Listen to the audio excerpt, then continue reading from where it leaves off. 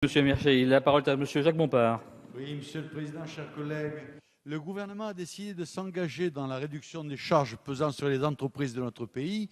C'est une bonne chose, c'est une bonne idée.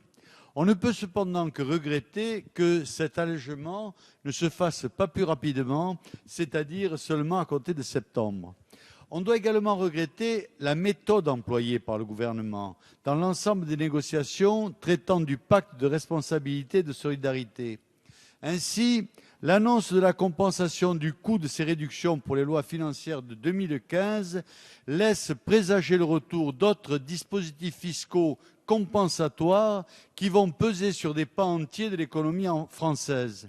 Encore une fois, les appels à un changement de cap complet dans la réduction de la pression fiscale par la réalisation de véritables économies émis par la société civile comme par la Cour des comptes sont toujours ignorés. En somme, cet article 2 résume à lui seul la faiblesse du gouvernement devant le drame des finances publiques françaises. Quelques vagues dispositions de réduction des charges sont annihilées et rendues peu crédibles par le refus d'annoncer de manière transparente leur financement.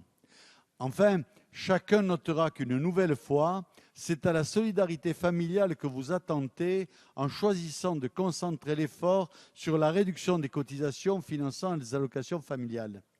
Le gel, à compter du 1er avril 2015, des prestations familiales n'est certainement pas un bon indicateur.